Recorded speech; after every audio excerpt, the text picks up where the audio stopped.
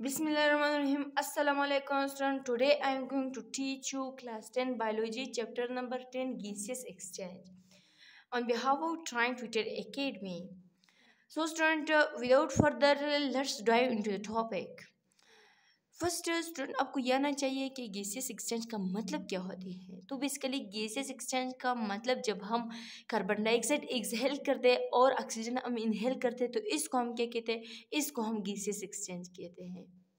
तो इनहेल क्या होती है, इनहेल जब हम गेन करते हैं लेते हैं तो इसको हम इनहेल करते कहते हैं, और एक्सहेल किसे कहते हैं, एक्सहेल जब हम रिलीज करते हैं तो इसको हम एक्सहेल कहते हैं।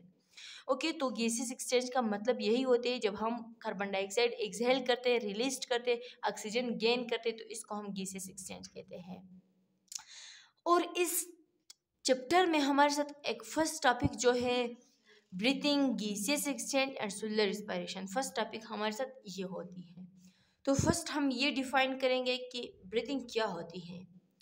सो स्टूडेंट, ब्रीथिंग का मतलब जब हम एयर हम गेन करते या रिलीज करते तो इसको हम क्या कहते हैं, इसको हम ब्रीथिंग कहते हैं। जब हम हवा इनहेल करते या एक्सहेल करते तो इसको हम ब्रीथिंग कहते हैं। और गैसेस एक्सचेंज क्या होती है, गैसेस एक्सचेंज जैसे मैंने यहाँ पर बयान किया और यहाँ पर भी वैसे है।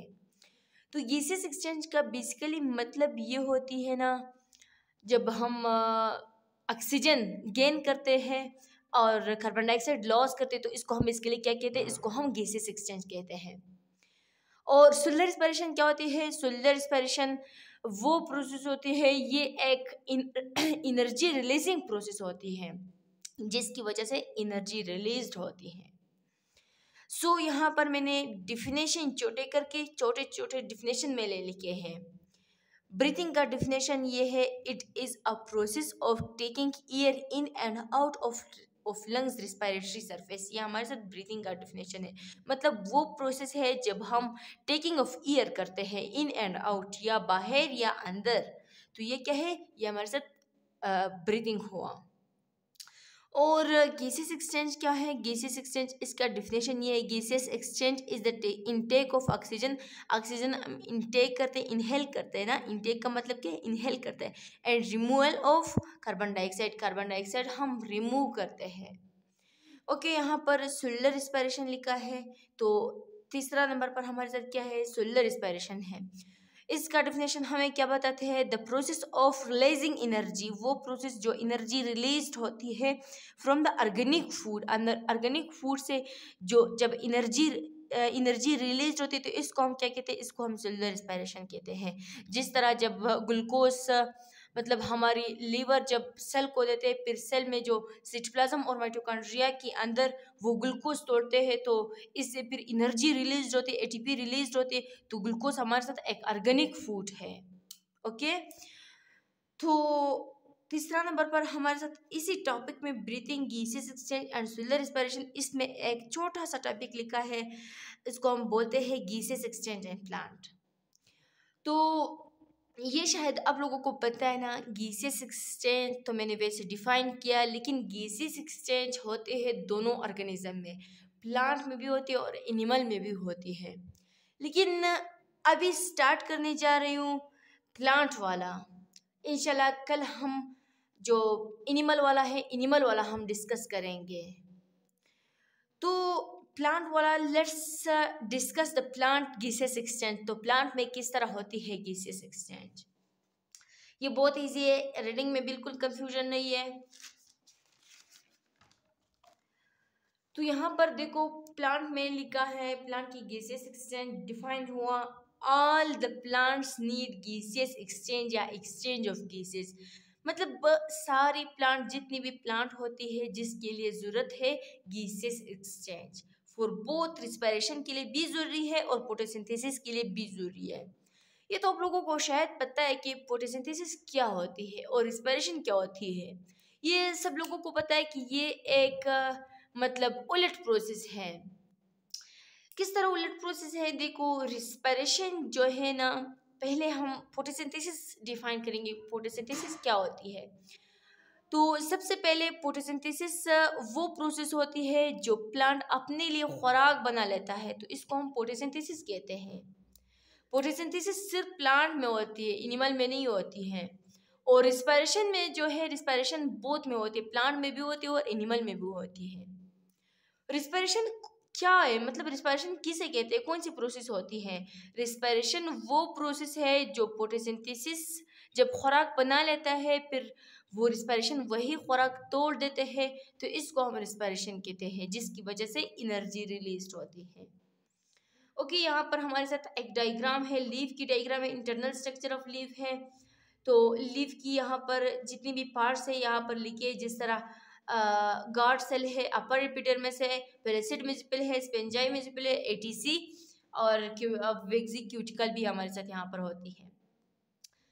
तो सबसे पहले हम ये डिफाइन करेंगे कि ये स्ट्रक्चर हमें क्यों दिया है। ये हमें इसलिए दिया है कि प्लांट की जो गैसेस एक्सचेंज होती है ये कहाँ पर होती है।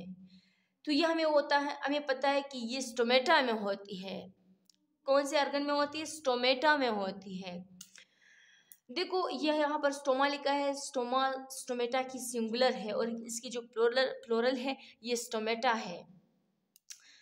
तो देखो ये स्टोमेटा जो है, स्टोमेटा वो मतलब लीफ की वो पार्ट है जिसकी वजह से मतलब पूरी प्लांट की जो गैसेस एक्सचेंज होती है स्टोमेटा की वजह से होती है और लेंटिकल्स की वजह से होती है। तो लेंटिकल्स भी हमारे साथ एक स्मॉल डॉट होती है, कहाँ पर होती है? वो स्टेम में होती है।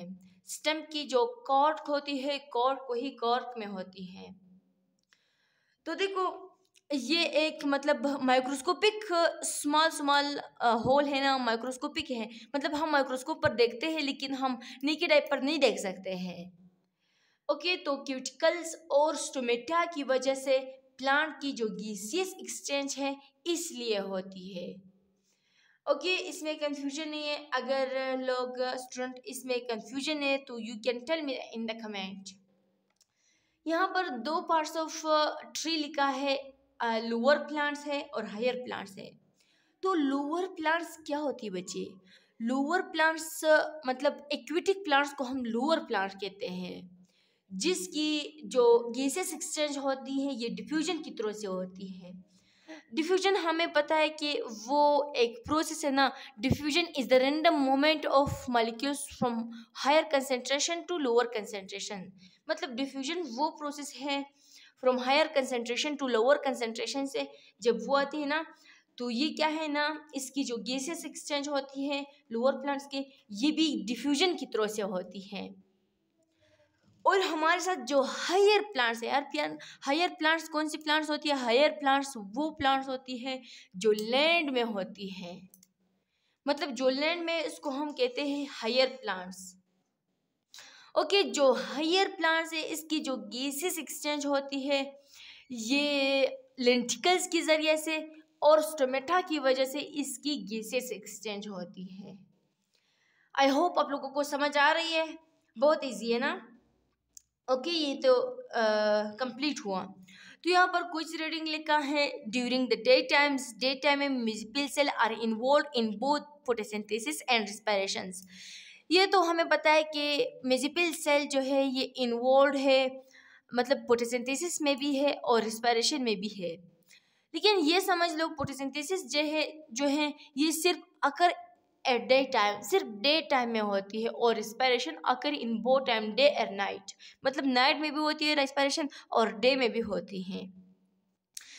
लेकिन देखो ये एक बात याद रखनी चाहिए, वो एंशिएंट पीपल ये कहते हैं ना, एंशिएंट का मतलब कदीम पीपल ये कहते हैं कि मतलब रात को आप लोगों ने ट्री से नीचे नहीं बैठना है, क्योंकि एंशिएंट पीपल तो ये कहते हैं कि ये जिन्नात है। लेकिन बच्चे इस पर ट्रस्ट नहीं करना, दिस बात इज कम्प्लीटली रॉन्ग। ये टॉक जो है बिल्कुल मतलब कम्प्लीटली रॉन्ग है। तो इसकी बिहाइंड रीज़न ये है, फोटोसिंथेसिस जो है, फोटोसिंथेसिस दिन में ऑक्सीजन गेन करते हैं, इनहेल करते, और कार्बन डाइऑक्साइड इनहेल करते, और ऑक्सीजन जो है ऑक्सीजन एक्सहेल करते हैं। तो इसलिए जब हम दिन में गर्दन की तरफ जाते हैं तो हमारी दिल जो खुश होती है, ये किस लिए? ये ऑक्सीजन की वजह से है। लेकिन रात को आप लोगों ने क्यों नहीं बैठना है? रात को जो फोटोसिंथेसिस है वो उलट प्रोसेस है। रात में ऑक्सीजन गेन करते और कार्बन डाइऑक्साइड एक्सहेल करते, तो कार्बन डाइऑक्साइड हमारे लिए बहुत हजार्डियस है, इसलिए हम रात को ट्री की अंडर नहीं बैठते हैं। लेकिन लोग ये कहते हैं कि जिन्नात है, ये रॉन्ग है ये बात। तो हम रिस्पायरेशन डिफाइन करेंगे। रिस्पायरेशन तो मैंने यहाँ पर भी डिफाइन किया है कि वो एक एनर्जी रिलीजिंग प्रोसेस है जिसकी वजह से एनर्जी रिलीज होती है और ऑर्गेनिक फूड जो हमारे साथ है वो तोड़ जाती है। तो यहाँ पर ये रीडिंग भी वही लिखा है, लेंटिकल्स के बारे में लिखा है। लेंटिकल्स बहुत इजी है, कॉम्प्लिकेटेड नहीं है। लेंटिकल्स जो मैंने बयान किया आप लोग थोड़ा गौर कर लो इस पर। तो इस डायग्राम में हमारे साथ डिफाइन हुआ प्लांट, पूरा प्लांट है, पौधा है, और प्लांट से हमने एक लीफ उठाई, फिर लीफ की एक साइड से हमने क्या उठाए? स्टोमेटा उठाए। ओके, स्टोमेटा उठाई। तो इधर हमने स्टोमेटा बड़े करके लिखा है। अंदर क्या है? अंदर स्टोमेटा है। फिर इसके बाद क्या है? गार्ड सेल है। गार्ड सेल के बाद क्या है? इधर न्यूक्लियस है, इधर क्लोरोप्लास्ट है, और इधर क्या है? एपिडर्मल सेल है, और ये हमारे साथ क्या है? गार्ड सेल है। तो इस स्टोमेटा की वजह से मैंने आप लोगों को पहले भी बताया कि स्टोमेटा की वजह से प्लांट की गैसेस एक्सचेंज होती हैं। लेकिन यहाँ पर क्या लिखा है? Difference between photosynthesis and respiration. Photosynthesis और रिस्पायरेशन में क्या करो? डिफरेंस करो। फोटोसिंथेसिस क्या होती है? फोटोसिंथेसिस वो प्रोसेस होती है, इट्स एनाबॉलिक प्रोसेस। ये एक एनाबॉलिक प्रोसेस है। एनाबॉलिक कौन सी प्रोसेस है? जो एनर्जी इसके लिए रिक्वायर्ड है, इसको हम एनाबॉलिक प्रोसेस कहते हैं। In which the plant absorb solar energy. Plant हमारे साथ अब्जॉर्ब करते हैं solar energy. Okay, solar energy कौन सी एनर्जी होती है? सन की जो एनर्जी होती है इसको हम कहते हैं सोलर एनर्जी। ओके, तो यह हमारे साथ एक एनाबॉलिक प्रोसेस हुआ जो एनर्जी रिक्वायर्ड है। और ये क्या है? ये कैटाबॉलिक प्रोसेस है जो एनर्जी रिलीज होती है। ओके, इससे एनर्जी रिलीज होती है in which organism break down the synthesized food. Synthesized food वो बना वाला फूड जो है, जो फोटोसिंथेसिस बनाते हैं, वही फूड रिस्पायरेशन में तोड़ जाते हैं। ओके, तो यहाँ पर दूसरी डिफरेंस में क्या है? दूसरी डिफरेंस में ये लिखा हुआ है कि मतलब प्लांट जब फोटोसिंथेसिस प्रोसेस करते हैं तो इसके लिए रॉ मटेरियल कौन सी वाला है? तो बेसिकली रॉ मटेरियल हमारे साथ प्लांट के लिए कौन सी वाला है? कार्बन डाइऑक्साइड है, H2O है, और साथ साथ क्या है? सोलर एनर्जी, सन की जो रेज होती है वो सोलर एनर्जी है, ये रिक्वायर्ड है प्लांट के लिए, ये रॉ मटेरियल है प्लांट के लिए। और रिस्पायरेशन के लिए क्या है? रिस्पायरेशन इसकी अपोजिट प्रोसेस है। कैसे अपोजिट प्रोसेस है? इसके लिए जो रॉ मटेरियल है ग्लूकोज है, ग्लूकोज जो उसने बनाया, इसकी जो रिजल्ट है ना फोटोसिंथेसिस की जो रिजल्ट है, इसके साथ ये क्या है? इसके साथ ये रॉ मटेरियल है। इसकी प्रोडक्ट जो है, इसकी प्रोडक्ट इसकी रॉ मटेरियल है। ओके, और इसकी प्रोडक्ट जो है ये इसकी रॉ मटेरियल है। ओके, मतलब अपोजिट प्रोसेस है। इसमें क्या है? इसमें रॉ मटेरियल ग्लूकोज है और C6H12O6 ग्लूकोज है हमारे साथ, और O2 है, ऑक्सीजन है हमारे साथ। लेकिन कार्बन डाइऑक्साइड है, H2O है, ये हमारे साथ रिलीज होती है। ओके, और यहाँ पर तीसरे डिफरेंस में क्या लिखा है? It occur in green cell, मतलब ग्रीन सेल में होती है कंटेनिंग क्लोरोफिल। क्लोरोफिल मौजूद है इसके साथ। और इसमें क्या है? ये साइटोप्लाज्म और माइटोकॉन्ड्रिया में होती है क्या? रिस्पायरेशंस। देखो बच्चे ये बात सुन लो ना, वो जब हम खुराक खाते हैं ना, एक्स्ट्रा अमाउंट ऑफ खुराक कहाँ पर स्टोर होती है बच्चे? एक्स्ट्रा अमाउंट ऑफ खुराक आ जाती है, लिवर में स्टोर हो जाती है। फिर जब किसी को भूख लगे या किसी को मतलब भूख लगे तो इसके बाद वो क्या करते? इसके बाद वो लिवर जो है ना, लिवर वही खुराक सब सेल को डिवाइड करते हैं, सब जिस्म की जितनी भी सेल्स होती है सबको डिवाइड करते हैं। तो फिर वो मतलब इंसान की जिस्म में जो सेल होती है, सेल में जो साइटोप्लाज्म और माइटोकॉन्ड्रिया होती है, जिसकी वजह से वही खुराक की ब्रेकडाउन होती है जो स्टोर हुए हैं। Okay, so student, this was my today's video. Please like and share my video. So thanks guys, goodbye.